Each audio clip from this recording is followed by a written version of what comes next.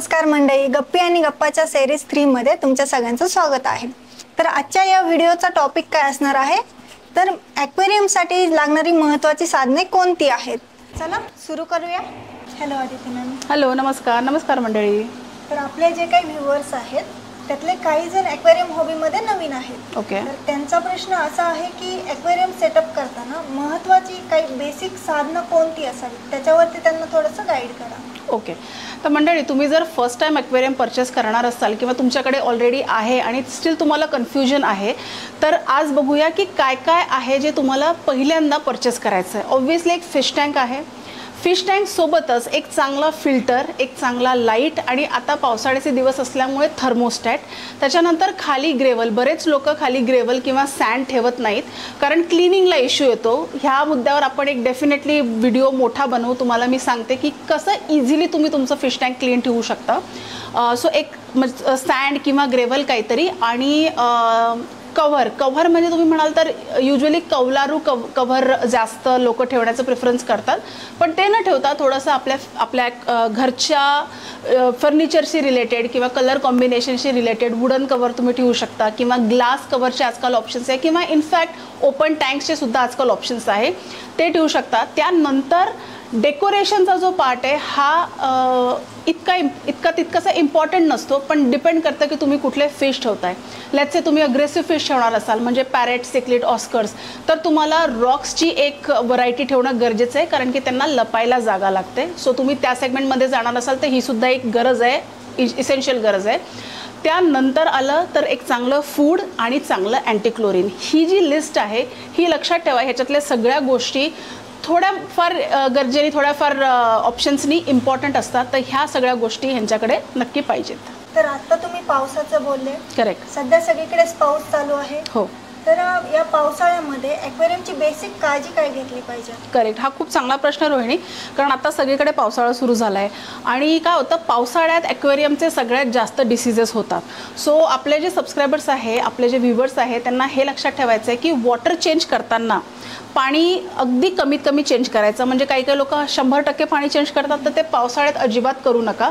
Maximum 30% पर्यंत water change करू शकतात आणि हे जे नवीन पाणी आहे हे थोडंसं वॉर्म करून, गरम करून टाकायचं। गरम म्हणजे अगदी हलकं गरम, कोमट आपण ज्याला म्हणतो। आणि शक्यतो एक लक्षात घ्या की तुम्ही फूडच कमी टाका म्हणजे तुमचा फिश टँक घाण होणार नाही। आणि एक मुख्य गोष्ट काय असते की फिल्टर आहे ना, बरेच लोक नॉर्मल फिल्टर लावतात, सो त्यांनी पाणी कधीच क्लीन होत नाही। सो फिल्टर स्ट्रॉंग जर आपण लावला तर त्यांनी पाणी तुमचं क्लीन राहील, जास्त वॉटर चेंज करायची गरज तुम्हाला पडणार नाही। आणि दुसरं मुख्य एक पॉईंट म्हणजे आता सगळा खेळ टेम्परेचरचा आहे, सो थर्मोस्टॅट टँकमध्ये लावणं गरजेचं आहे। तुमच्याकडे थर्मोस्टॅट नसेल तर थर्मोस्टॅट घ्या आणि थर्मोस्टॅट असेल तर 28 किंवा 30 डिग्रीला त्याला सेट करून ठेवा। हे दोन गोष्टी ज्या आहेत या आत्ता सध्या पावसाळ्यात आपल्याला खूप लक्ष ठेवण्यासारख्या आहेत। तर मंडळी, आत्ताचा जो सेगमेंट आहे त्यामध्ये तुम्हीच आम्हाला यूट्यूब, व्हॉट्सअप, इंस्टाग्राम थ्रू जे काही प्रश्न विचारले ते आपण आता आदिती मॅमसोबत डिस्कस करणार आहोत। तर त्यातील पहिला प्रश्न विचारला आहे सूरज दळवी यांनी की ॲक्वेरियममध्ये कुठलं मीठ यूज करतात? ओके, ॲक्वेरियममध्ये मुळात रॉक सॉल्ट हे यूज करतात, त्याला खडं नमक किंवा जाडं मीठ हे सुद्धा म्हटलं जातं। ते तुम्हाला कुठल्याही किराणा दुकानामध्ये म्हणजे नॉर्मल जे आपले किराणा दुकान असतात ना, त्या किराणा दुकानामध्ये मिळेल, तर ते तुम्ही यूज करू शकता, रॉक सॉल्ट। दुसरा प्रश्न विचारला आहे कोमल जगताप यांनी की ॲक्वेरियममध्ये फूड किती वेळा टाकावे आणि कोणत्या टायमिंगला टाकावे? ओके, ॲक्वेरियममध्ये दिवसातनं 2दा फूड टाकावं, एकदा सकाळी आणि एकदा संध्याकाळी।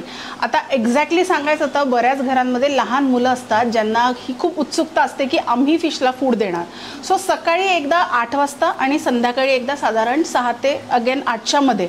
कधी कधी असं होतं की एखाद्या दिवशी आपण सकाळी द्यायचं विसरतो किंवा काही कारणाने राहतं, तर तेव्हा दुपारी देऊ नका, त्या दिवशी तुम्ही सरळ संध्याकाळी देऊ शकता। आणि एखाद्या दिवशी तुम्ही स्किपसुद्धा करू शकता। स्किप म्हणजे एखाद्या दिवशी अजिबात फूड टाकू नका। शिवाय आता फूड टाकताना एकाच पद्धतीचं फूड सारखं देऊ नका, ह्याच्यामध्ये व्हेरिएशन्स देतो आपण। जसं गोल्डफिश वगैरे असतील तर त्याच्यामध्ये नॉर्मल गोल्डफिशचं एक फूड झालं, कलर एन्हान्सर झालं, त्याच्या व्यतिरिक्त तुम्ही ब्लड वर्म्स अशा टाईपचे फूड देऊ शकता। आणि अग्रेसिव्ह फूड फिश असतील तर त्यांना कुठला फिश आहे ॲज पर दॅट तुम्ही फिश फूड टाकू शकता. पण मूळ आपला जो प्रश्न होता दिवसातनं 2दा फूड आपल्याला टाकायचं आहे. ओके, फिश फूडचे जे काही व्हरायटीज तुम्ही बोलले ते आम्हाला दाखवू शकाल तुम्ही? डेफिनेटली फिश फूडचे भरपूर व्हरायटीज आपल्याकडे अवेलेबल आहे. सो तुम्ही आमच्या वेबसाईटला जाऊन सुद्धा बघू शकता. आमची वेबसाईट आहे www.blessingsaquarium.com. तर आपला तिसरा प्रश्न असा आहे की ॲक्वेरियममध्ये प्लांटेशनसाठी काही वेगळी सॉईल असते का? हो, हे बरेच लोक विचारतात आणि खूप छान झालं की हा प्रश्नावर आपण बोलतोय. तर बऱ्याच जणांकडे तुम्ही घरी फिश टँकमध्ये सँड ठेवता. सँड म्हणजे रेती, व्हाईट कलर, गोल्डन कलर अशा टाईपची. तर अशा टाईपमध्ये, अशा सँडमध्ये, अशा ग्रेवल्समध्ये प्लांटेशन होत नाही. प्लांटेशनसाठी आपल्याला स्पेशल फर्टिलाइज सॉईल लागते, ज्याच्यामध्ये प्लांट्स ग्रो करण्यासाठी न्यूट्रिएंट्स असतात. सो आत्ता आपल्याकडे ब्लेसिंग्स एक्वेरियममध्ये जी सॉईल अवेलेबल आहे ती कोरियन सॉईल अवेलेबल आहे आणि त्याचे खूप छान असे रिझल्ट्स आहेत. ऑल्सो जेव्हा तुम्ही एक प्लांटेड एक्वेरियम ठेवता तेव्हा सॉईलसोबतच तुम्हाला लाईट आणि CO2 म्हणजे कार्बन डायऑक्साईड ह्याचंसुद्धा लक्ष ठेवणं गरजेचं असतं. ह्याचंसुद्धा प्लॅनिंग करावं लागतं. कारण नुसतं सॉईल ठेवून नाही होत, त्याच्यामध्ये आपल्याला त्यांना आपण खत नाही दिलं तर ते वाढतील कसे, किंवा त्यांना सनलाईटसारखे लाईट नाही दिला, स्पेक्ट्रम LED नाही दिला तर ते त्यांची ग्रोथ कशी होईल. सो आपल्याकडे सॉईलमध्ये आपण लिहिलेलं कोरियन सॉईल आहे आणि लाईट्समध्ये आम्ही ॲटमॅनचे लाईट्स आमच्याकडे आहेत जे आपल्याला 2 फुटापासून तर 4 फुटापर्यंत मिळतात.